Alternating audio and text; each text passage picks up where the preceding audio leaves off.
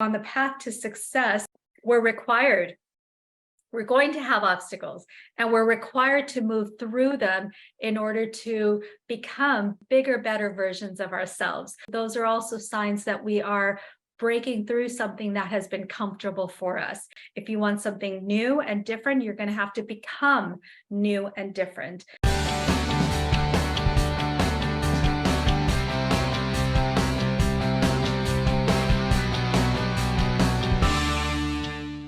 Welcome everyone to Manifesting Success. I absolutely love going live with you guys because, again, this is a chance where we get to talk about everything manifestation, which I absolutely love.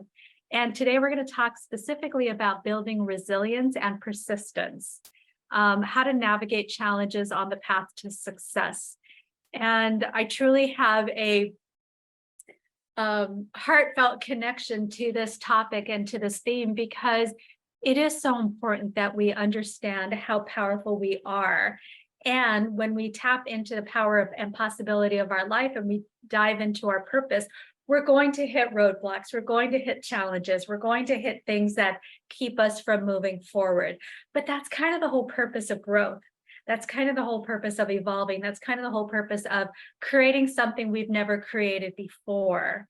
And if you know anything about me, I'm a big evolutionary strategist. I'm a big proponent in stepping into our power to evolve. And I believe as human beings, that's our purpose, is to become bigger, better versions of ourselves. And so because of that, because we're constantly on the quest to build bigger muscles, we're going to continue to push against the edge of our comfort zone, which means everything that we go for, we're going to have to push through some resistance there. And the resistance can be in the form of our own doubt, our own self-limiting beliefs. It could be the external world mirroring something to us that says, who do you think you are? You're not worthy of this success. It might mean failure, that for some people might mean, oh, I guess I can't do this, or oh, I guess this isn't for me, or oh, I guess I shouldn't have tried so hard.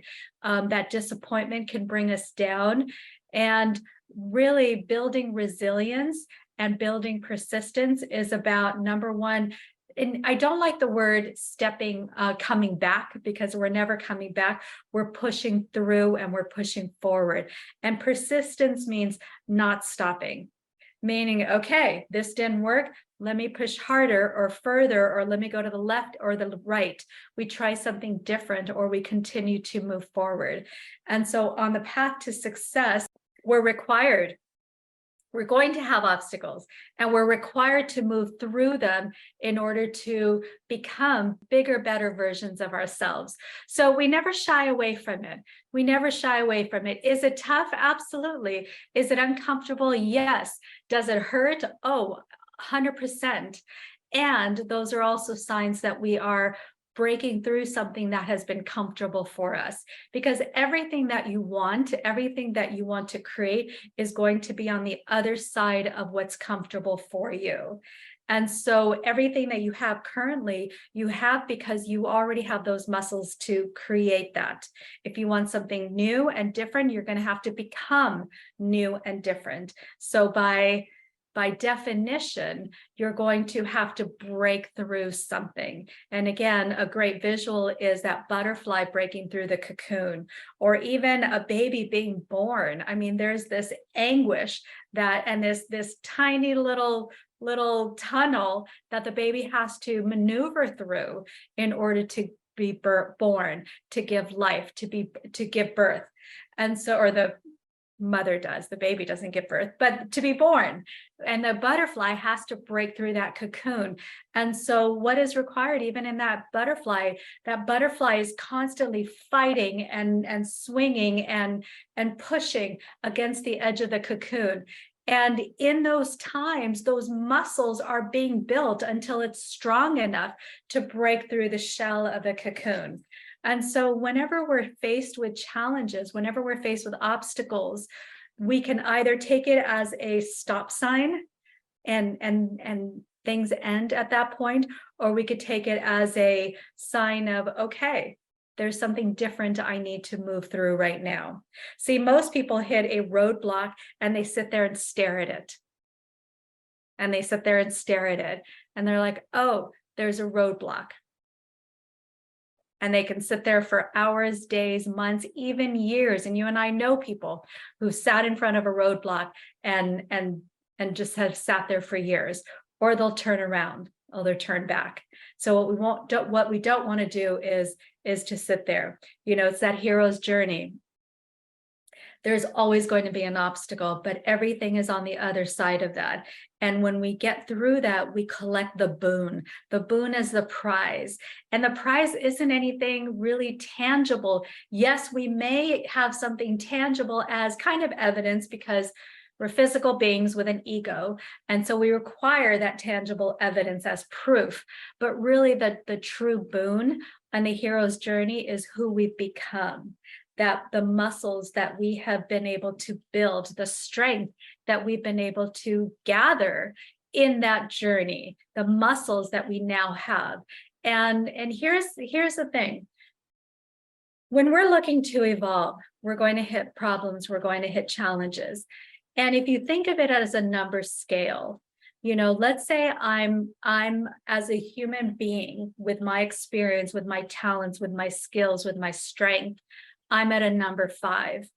If I keep attracting problems at number 4, I'm never going to grow. And so what's required for me is to attract a problem or a challenge or an opportunity at a level 10. And so what that requires is for me to move from 5 to 10. Before that problem came, there was no reason for me to grow, right?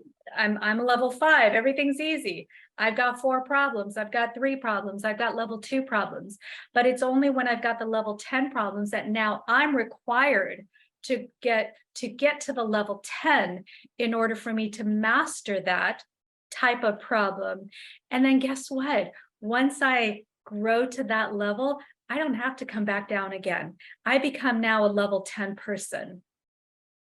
And so I get to sit there because I believe God is gracious. The universe is forgiving. We have a loving, existence, and divinity allows us to, teeter-totter for a little while. And so once we overcome something, we get to enjoy it for a little while until there's a next requirement for growth. And so eventually what I'm going to do is attract a level 15 problem. And then now I'm required to grow again. But guess what? Once I reach that 15, I no longer have to deal with it. And it's not that you don't deal with the other problems. Those level 5, 4 problems are no longer problems. It's just things to add to my to-do list. Oh, I got to take care of that. Oh, I already have the muscles. It's easy at that point. And so we want to continue to grow. Now, here's the thing. Everyone is called to this journey. Not everyone answers the call. And if you're here, that means you've answered the call. If you're committed to growing, that means you've answered the call. If you've had challenges and problems and roadblocks and you're still wanting something more, it's because you've answered the call. Because the hero's journey ends when the hero supposedly says no, when they don't answer the call, when they coil up and say, I give up, or when they sit there and stare at the roadblock, or when they're like, you know what, I'm not going to try again. I've experienced failure. I'm just going to sit back and stay in my comfortable little job or my comfortable little relationship. As painful as it is, I'm more comfortable in the pain that I know than the discomfort that I don't. So that call to become greater is only answered by the great. And again, because you're here, you're telling me you're great. I know you're great. I know all of you. And I know that if you are still moving forward despite life's challenges, then you are great and you're seeking greatness. So resilience and persistence are required in order to evolve, and also required in order for long-term success in the journey towards success. So these challenges, these obstacles are inevitable. They test our determination. They test our adaptability. They test our belief in ourselves. So not only is it giving us new skills and new abilities that are required for the next step, but it's also requiring a bigger belief in ourselves as someone who is not stopped by a physical limitation, whose commitment to their own energy, whose commitment to their own strength, whose commitment to that part of themselves that they know is greater than anything on the outside circumstances is more powerful than anything in their outside circumstances. So the challenges empower us to navigate through future challenges. It builds those muscles, and we always will emerge stronger. Again, just like that butterfly. It cannot, there's a great fable where someone felt bad for that butterfly, and so they cut the cocoon. And so in cutting the cocoon to help the butterfly out because it was struggling so much, the butterfly died. Because in that struggle, that's where it gains the strength to live, to survive. So we want to build that resilience, which allows us to bounce back from setbacks. And again, I don't really like that back part because it's not about coming back, but it's about not seeing setbacks as setbacks and pushing forward. And again, persistence allows us to continue to move forward despite what's happening. We may pause for a minute, but we're always striving towards our goals, even in the face of adversity. And when I say pause for a minute, I'm a big proponent of being authentic, especially because I'm a girl. And if I'm upset, I'm going to cry. I may wallow. I give myself a time limit, 5 minutes. I can feel sorry for myself. That's my go-to thing. And we can go to that dark, sad place. But what I always tell people is you can go there, but don't pitch a tent. So go there for a couple of minutes. And then when you've gathered your strength or you've let out the emotions, because these are real emotions of sadness, despair, loss, if something's happened that has been taken away from us, it's okay to honor our emotions. But again, don't pitch a tent. Give yourself 5 minutes, give yourself that little break. If it's a big heartbreak or a big loss, you can give yourself a week, a month, whatever's appropriate, but then keep your eye on moving forward. What's that strength that now I need to build? And so looking at challenges and opportunities as a way of breaking beyond our comfort zone, and it forces us to tap into our own inner strengths and discover, here's the real gift, is discovering our untapped potential. Because again, if I never dealt with something before, then there's some muscles that I've never used before. So we want to tap into our untapped potential. We want to and bring that in and own it for our life. So success is rarely a linear journey. Again, we're going to hit obstacles and hurdles along the way. And proactively addressing them and developing strategies for overcoming them is what we want to develop within ourselves. So I'm going to give you some real strategies on how to overcome these challenges that we hit. And again, it starts with that mindset, number one, that awareness of, oh, I'm just at the edge of the life I've known. If I hit something, I'm at the edge of the life I've known. If I want to get to something bigger, I have to become someone bigger. And so acknowledging that is key, number one. And then we look at how can we specifically address these challenges that allows us to address them, move through them, and become, get that boon on the other side. So number one is shifting perspectives. So I want to give you a quick exercise. I want you to think of a problem that you have. Problem that you have currently would be ideal. If you can't think of a problem you have now, think of a problem you dealt with in the past, and think of it in terms of how it is a problem, how big a problem it is, how horrible, whatever emotions come up around it.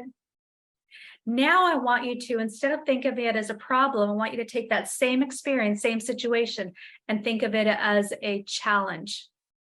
How does that shift things for you? How does that perspective change that same situation when you think of it not as a problem, but it's a challenge? So I want you to think of it now as a challenge. Now, what I'd like you to do is think of it as an opportunity. Take that same activity, same experience, same event, and instead of a problem, instead of a challenge, it's now an opportunity. How does that shift things? And now I challenge you to take it a step further and look at it as a blessing.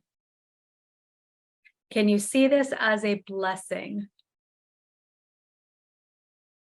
How does that change things for you? So shifting perspectives is absolutely important. It's taking that from a problem to a challenge, to an opportunity, to a blessing. Now, for my clients who worked with me for a while, I'm always jumping right to, okay, what's the blessing? And for me too, I usually jump right to the blessing. But sometimes we need that bridge. Sometimes it's such a big problem that we can't go to the blessing quickly. So if you need that step ladder, we could go to challenge. All right, well, what's the challenge here? And when we think of challenge, it's something that requires us to grow. A challenge means by design, by definition, we're to overcome it. And then we go to, okay, once we've defined that and owned that for ourselves, then we could jump to what's the opportunity. And by definition, opportunity connects us with the fact that we're designed to grow. And so that gives us reason to start to look for our own resources that can help us move through this. And then from there, we look at the blessing, because in the big picture, we honor that everything is happening for my evolution, is part of my journey through life. And so that blessing, ultimately, everything and everyone is a blessing. And so tapping into that. So another idea, another tip to shifting perspectives is asking the question, how can this be solved? How can this be solved? Because again, instead of wallowing on the problem, now you're looking for the solution. The perspective, the focus, the energy, the intention is on the solution. So you ask, how can this be solved? And one statement I love to fall asleep to when I'm facing something pretty big that seemingly in the past would have been insurmountable, I always fall asleep to the thought of, thank you for showing me this is already solved. Because that presupposition is presuming that it's already taken care of. And what happens is after a few nights of that, depending on how big the problem is, I'll wake up and it's just gone away. Or I've come up with an idea, or someone's come into my life, or a resource, or something has turned this situation around. So I fall asleep with the thought of, thank you for showing me this problem is already solved. And what that does, again, is tap into my inner resources of solving it, because I'm presuming it's already done. It's already done. So our subconscious always wants to be right. And we're always going to look for evidence of us being right. So if it's already solved, then the universe is going to conspire with us to solve it. So the next key point to dealing with adversity and tapping into our power of resilience and persistence is having that growth mindset. It's having the mindset of possibility and learning. And along with that, it's embracing failure as a learning experience. Cultivating a sense of curiosity. For my clients, I'm always saying, let's get curious. Let's get curious. I'm always like, well, if you were to be curious, what would be the answer, the solution, the direction? And then developing a belief in our ability to overcome obstacles. Because again, what a gift is that? When she said, Trez, there's nothing that you can't get over. That kind of reminded me that I can believe in myself, in my ability to overcome obstacles. So no matter how tough life gets, I know I can get through it because I've done it before. And so I've had those obstacles, those challenges, and I've come through it. So that's built up my confidence in myself and my ability to break through anything. And that's ultimately the boon, right? It's becoming greater than our circumstances. So developing that ability in the belief in your own ability to overcome obstacles is the gold, is the boon. So a couple more points I wanted to share in how to cultivate persistence and resilience is self-reflection and assessment. We have to get really good at self-reflection and assessing what is going through me, what is going on in my life, what am I dwelling on, where are my thoughts going, what have I learned, what have I failed to learn, what is required of me, what am I falling prey to? You know, there's this great section of the book, The Odyssey, where Odysseus is heading towards the sirens, and he knows that he's going to fall prey to the sound of the sirens and be succumbed by it. So he tells his men to tie him to the mast. So in essence, he was aware enough to know where his weakness was. I guess what he failed to do is tie his own men, because they were the downfall of that section. But they got over it, right? They got through it.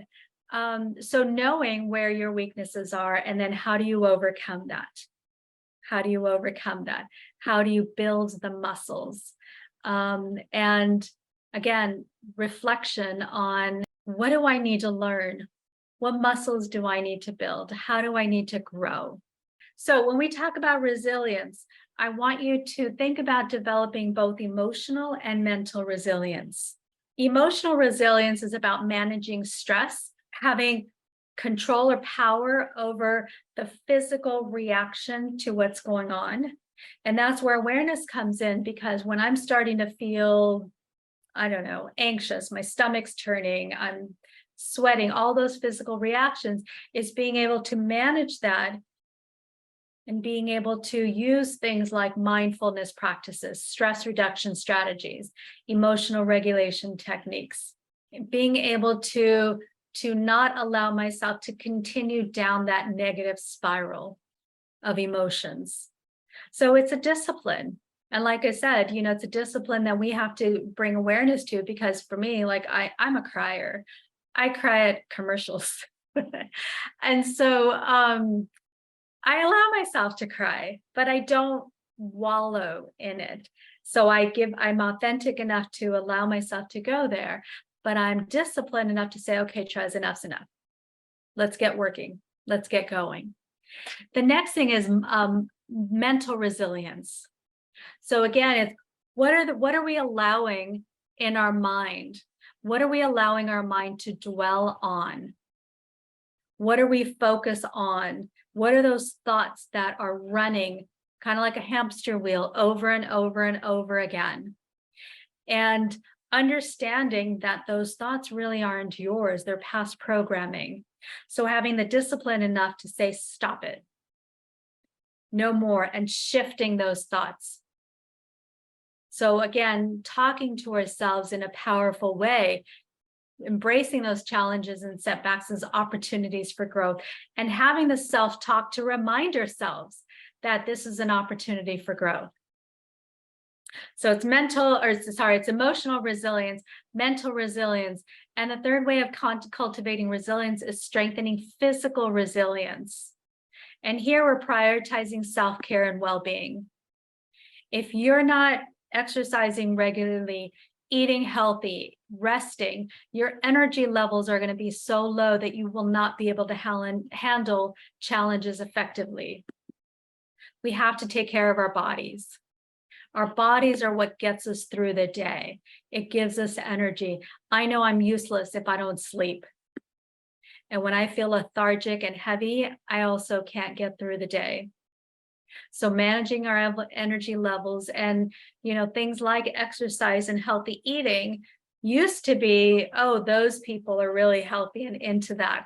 I believe it's a requirement for anyone on the enlightenment path. It's not a nice to have. It is no, I'm sorry, I do not buy into the whole, it's okay to be unhealthy and obese and sit around and eat hot chips and Oreo cookies all day. It's simply not okay, because you're killing yourself.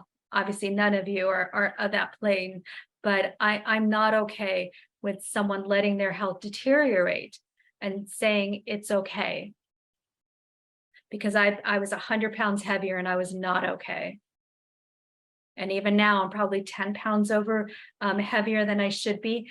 And I'm not 100% there yet. And I have committed to going to the gym and eating healthy, because where I need to go, I require that physical resilience. I require that energy to believe in myself, to have energy to say, all right, Trez, let's do it, versus, oh, yeah, I just want to putter around and I can't get anything done. So we need to maintain our high energy levels. The body is a vehicle which we create from. We need a body to create. So let's take care of it. Let's take care of it.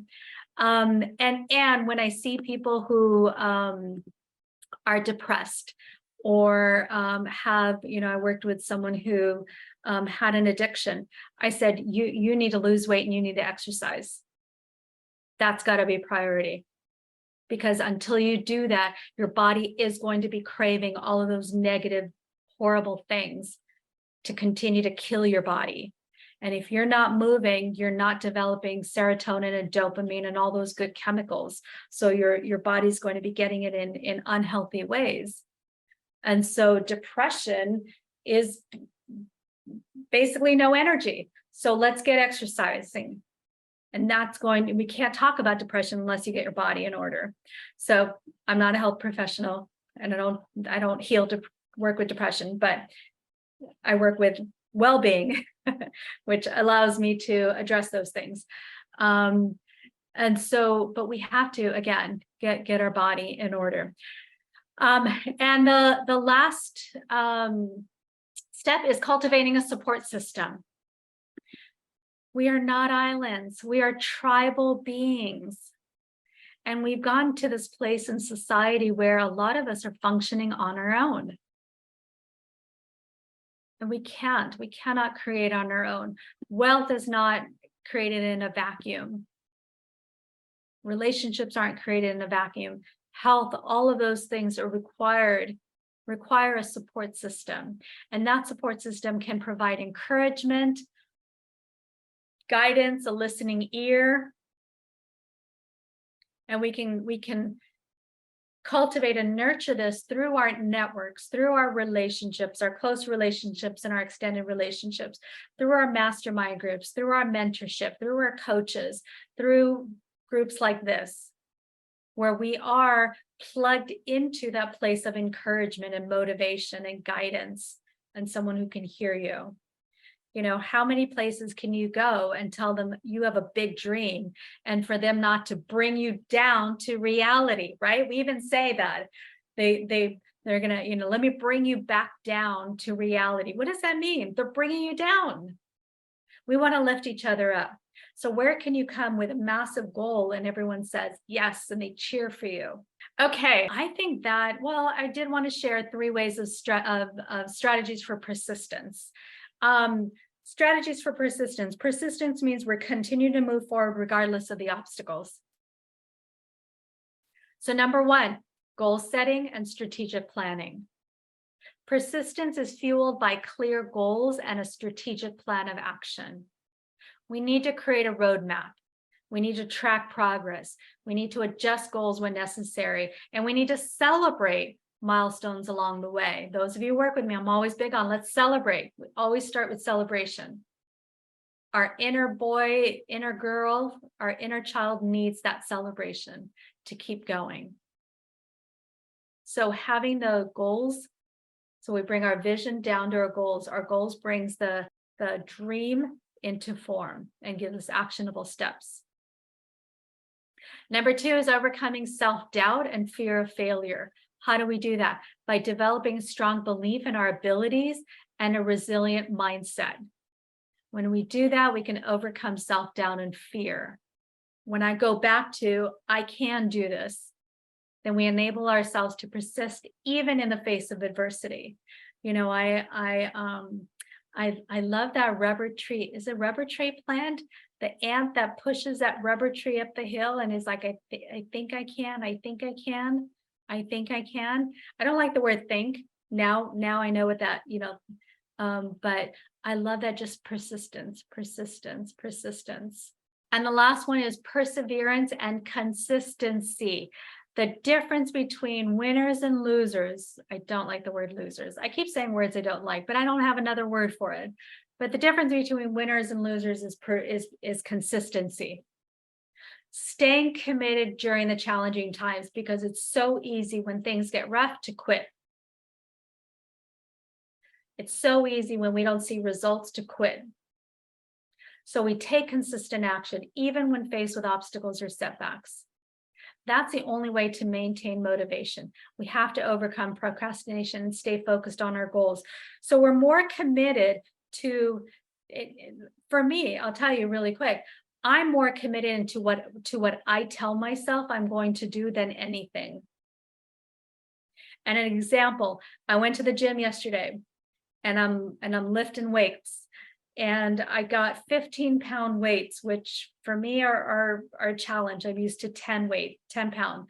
I did move up to 12.5 at one point, but there weren't any 12.5 weights. So I grabbed 15 and I said, okay, Trez, it's time to bump it up. And I talked to myself and I said, I'm doing 4 sets.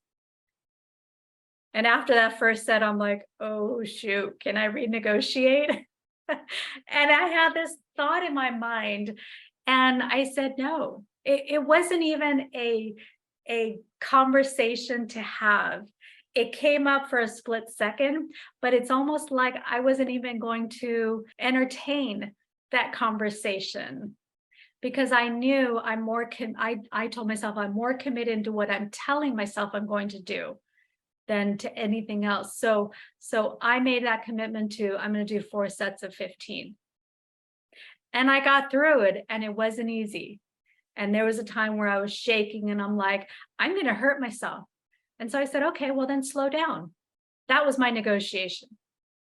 Take a longer break in between. You can do this. And so it's that consistency, it's sticking with your promise. And I'll tell you, the only reason I was able to stick to my promise is I had to develop that trust in myself. And again, those of you who work with me know that I say, once you tell yourself something, you need to follow through. So if that's a challenge, stop making promises. And then just decide to make one promise and stick to it. Come hell or high water, stick to it. For my one client who was struggling, I just said, I need you to stop saying things you're not going to do, because you're not consistent, you're not following through, you're losing trust in yourself. So I said, let's talk about one thing that you will do, and come hell or high water, I need you to do it every single day. And we decided on, he's going to make his bed. That was it. And every day he shot me a text. I just made my bed.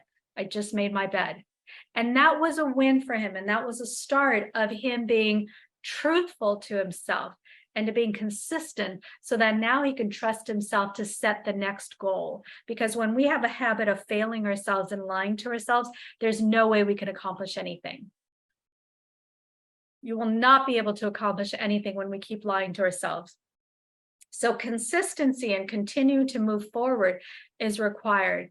We need to maintain motivation. We need to overcome procrastination, and again, stay focused on our goals. When we talk about shifting perspective and when we talk about mindset, we want to harness the power of optimism and self-talk. Because if I were to ask you, and I've asked this in groups when I've spoken to groups, I said, how many of you truly believe that you create your reality? Most people will raise their hand, meaning that their thoughts have something to do with their destiny. Most people will raise their hand. And then I'll follow up with a question like, well, how many of you woke up this morning and purposely created your life? And at that point, 20% of the room will raise their hand. And I'll say, you know why? Because you don't truly believe it. Because if you truly believe that your thoughts determine your reality, would you ever let a negative thought go through your mind?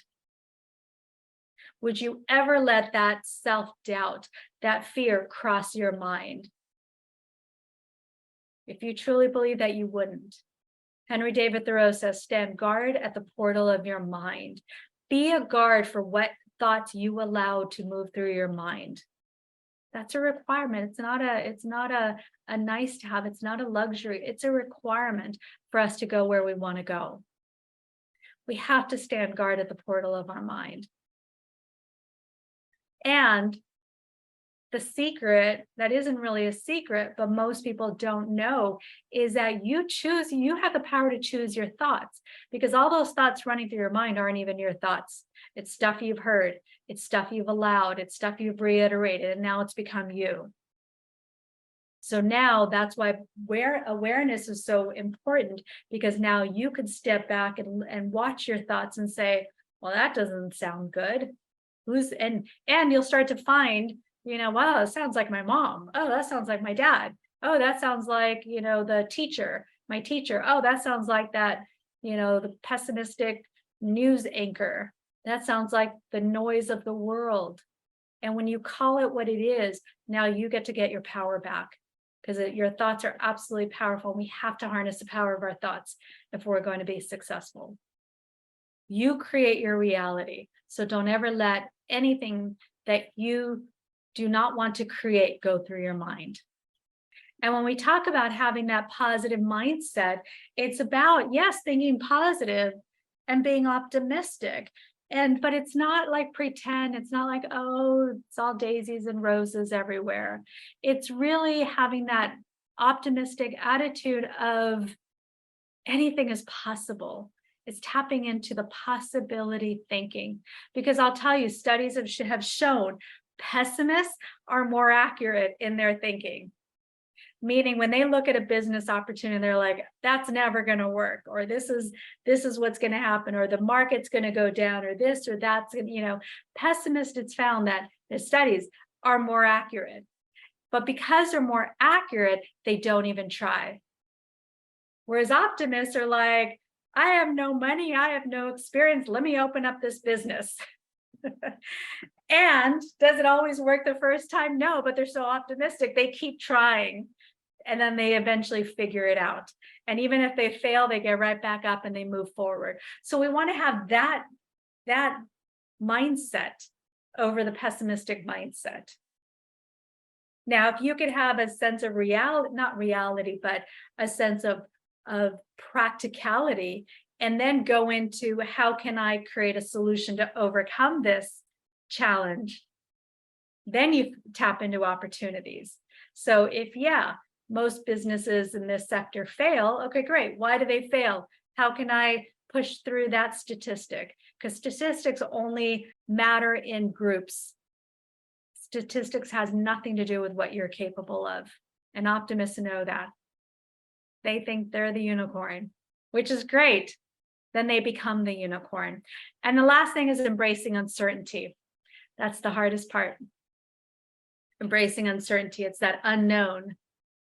So if you get comfortable with the unknown, you can create anything you want. So that's all I got for you. Jasmine says, everything always works out for me. Yes, that's a beautiful statement, and that's a beautiful belief, and that's a beautiful mantra to have. Everything always works out for me. So lots of love. Enjoy your summer. We'll see you soon. Bye-bye.